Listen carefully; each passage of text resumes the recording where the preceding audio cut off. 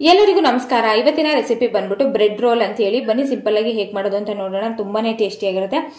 ಮೊದಲಿಗೆ ನಾನು ಇಲ್ಲಿ ಸ್ಟವ್ ಮೇಲೆ ಒಂದು ಬಾಣಲಿನ ಇಟ್ಕೊಂಡಿದ್ದೀನಿ. ಇದಕ್ಕೆ ನಾನು ಒಂದು 2 ರಿಂದ 3 ಟೇಬಲ್ ಸ್ಪೂನ್ ಅಷ್ಟು ಎಣ್ಣೆ ಹಾಕೋತಾ ಇದ್ದೀನಿ. ಎಣ್ಣೆ ಬಿಸಿ ಆದ್ಮೇಲೆ ಒಂದು ಅರ್ಧ ಸ್ಪೂನ್ ಅಷ್ಟು ಅಥವಾ 1/4 ಸ್ಪೂನ್ ಅಷ್ಟು ಸಾಸಿವೆನ ಹಾಕೋತಾ ಇದ್ದೀನಿ. ಅದು ಚಿಟಪಟ ಅಂತ ಸಿಡಿದ್ಮೇಲೆ ಮತ್ತೆ ಸ್ವಲ್ಪ ಜೀರಿಗೆನ ಹಾಕೋತಾ ಇದ್ದೀನಿ. ಹಾಕೊಂಡು ಇದನ್ನ ಚೆನ್ನಾಗಿ ಫ್ರೈ ಮಾಡ್ಕೊಳ್ಳಿ. ಅದು ಚೆನ್ನಾಗಿ ಫ್ರೈ ಆದ್ಮೇಲೆ ಇದಕ್ಕೆ ಒಂದು 2 ಹಸಿರು ಮೆಣಸಿನಕಾಯಿನ ಹಾಕೋತಾ ಇದ್ದೀನಿ. ಮಕ್ಕಳು ಏನಾದ್ರು ತಿಂತಾರೆ ಅಂದ್ರೆ ಮೆಣಸಿನಕಾಯಿನ ಸ್ಕಿಪ್ ಮಾಡಿ ಚಿಲ್ಲಿ ಪೌಡರ್ ಕೂಡ ಯೂಸ್ ಮಾಡಬಹುದು ನೀವು. ಇದಕ್ಕೆ ಒಂದು ಈರುಳ್ಳಿನ ಚಿಕ್ಕ ಚಿಕ್ಕ ಕಟ್ ಮಾಡಿ ಹಾಕೋತಾ ಇದ್ದೀನಿ. ಹಾಕೊಂಡು ಒಂದು 2 ರಿಂದ 3 ಸೆಕೆಂಡ್ ಹಾಗೆ ಫ್ರೈ ಮಾಡ್ಕೊಳ್ಳಿ. ಸ್ವಲ್ಪ ಈರುಳ್ಳಿ ಕಲರ್ ಚೇಂಜ್ ಆಗಿದೆ ಅನ್ನೋ ಟೈಮಲ್ಲಿ ಇದಕ್ಕೆ 1 ಕಪ್ ಅಷ್ಟು ಹಸಿ ಬಟಾಣಿನ ಹಾಕೋತಾ ಇದ್ದೀನಿ.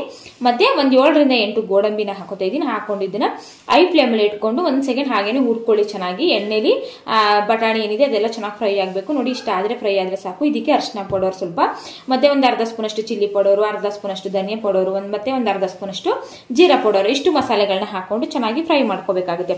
ಮಸಾಲೆನ ಹಾಕಿದ್ಮೇಲೆ ಐ ಫ್ಲೇಮ್ ಅಲ್ಲಿ ಇಟ್ಕೊಂಡೆ ಫ್ರೈ ಮಾಡ್ಕೊಳ್ಳಿ. ಏನಿಲ್ಲ, ಅದು ಚೆನ್ನಾಗಿ 1 ಸೆಕೆಂಡ್ ಫ್ರೈ ಆಗಿದೆ ಅನ್ನೋ ಟೈಮಲ್ಲಿ ಇದಕ್ಕೆ 4 ರಿಂದ 5 ಆಲೂಗೆಡ್ಡೆನ ಬೇಯಿಸಿ ಇಟ್ಕೊಂಡಿದ್ದೀನಿ. ಅದನ್ನ ಸಿಪ್ಪೆನ ತೆಗೆದು ಸ್ಮ್ಯಾಶ್ ಮಾಡಿ ಆಲೂಗೆಡ್ಡೆನ ಹಾಕೋತಾ ಇದ್ದೀನಿ.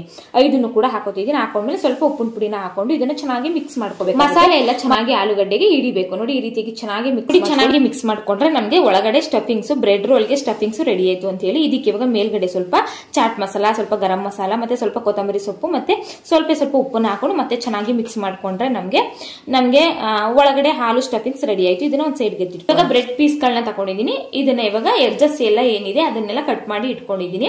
ಆ ಎಡ್ಜಸ್ ಗಳನ್ನ ನೀವು ಬೇಕಾದ್ರೆ ಮಿಕ್ಸಿ ಜಾರ್ಗೆ ಹಾಕಿ ಪೌಡರ್ ಮಾಡ್ಕೊಂಡ್ರೆ ಅದು ಬ್ರೆಡ್ ಕ್ರಮ್ಸ್ ಕೂಡ ಆಗುತ್ತೆ. ಅದನ್ನು ಕೂಡ ಯೂಸ್ ಮಾಡ್ಕೋಬಹುದು. ಅದನ್ನು ಸೈಡ್ಗೆ ಎತ್ತಿಟ್ಕೊಳ್ಳೋಣ.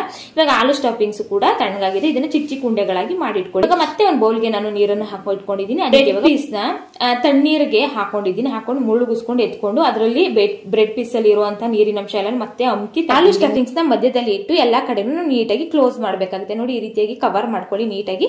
ಮತ್ತೆ 2 ಕೈಯಿಂದನೂ ಕೂಡ ಈ ರೀತಿಯಾಗಿ ನಾವು ರೋಲ್ ಮಾಡ್ತಾ ಇದ್ರೆ ನೀಟಾಗಿ ಉಂಡೆ ರೆಡಿ ಆಗುತ್ತೆ. ನೋಡ್ತಾ ಇರ್ಬೋದು ಯಾವ ರೀತಿಯಾಗಿ ಉಂಡೆ ರೆಡಿ ಆಗಿದೆ ಅಂತ ಹೇಳಿ. ಇದೇ ರೀತಿಯಾಗಿ ಎಲ್ಲವನ್ನು ಬ್ರೆಡ್ ರೋಲ್ ನ ರೆಡಿ ಮಾಡ್ಕೊಳ್ಳಿ. ರೆಡಿ ಮಾಡ್ಕೊಂಡ್ಮೇಲೆ ನೋಡಿ, ಎಣ್ಣೆ ಕೂಡ ಚೆನ್ನಾಗಿ ಬಿಸಿಯಾಗಿದೆ.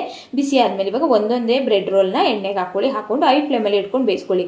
ಯಾಕಂದ್ರೆ ಆಲೂ ಸ್ಟಫಿಂಗ್ಸ್ ಆಲ್ರೆಡಿ ಬೆಂದಿರೋದ್ರಿಂದ ಮೇಲ್ಗಡೆ ಬ್ರೆಡ್ ಏನಿದೆ ಅದು ಸ್ವಲ್ಪ ಕ್ರಿಸ್ಪಿನೆಸ್ ಬಂದ್ರೆ ಸಾಕು, ಮತ್ತೆ ಕಲರ್ ಬಂದ್ರೆ ಸಾಕು. ನೋಡ್ತಾ ಇರ್ಬೋದು ಚೆನ್ನಾಗಿ ಫ್ರೈ ಆಗಿದೆ, ಕಲರ್ ಕೂಡ ಚೆನ್ನಾಗಿ ಬಂದಿದೆ. ಇಷ್ಟ ಆದ್ರೆ ಸಾಕು. ಇದನ್ನ ಎಣ್ಣೆ ಎಲ್ಲ ಸೋದಿಸ್ಕೊಂಡು ಸರ್ವಿಂಗ್ ಪ್ಲೇಟ್ ಗೆ ಸರ್ವ್ ಮಾಡ್ಕೊಂಡ್ರೆ ನಮಗೆ ಗ್ರೀನ್ ಚಟ್ನಿ ಜೊತೆ ಅಥವಾ ಟೊಮೊಟೊ ಕೆಚಪ್ ಜೊತೆ ಅಂತೂ ಮಕ್ಕಳು ಕೊಟ್ಟರೆ ತುಂಬಾ ಇಷ್ಟಪಟ್ಟು ತಿಂತಾರೆ ಅಂತಾನೆ ಹೇಳ್ಬೋದು.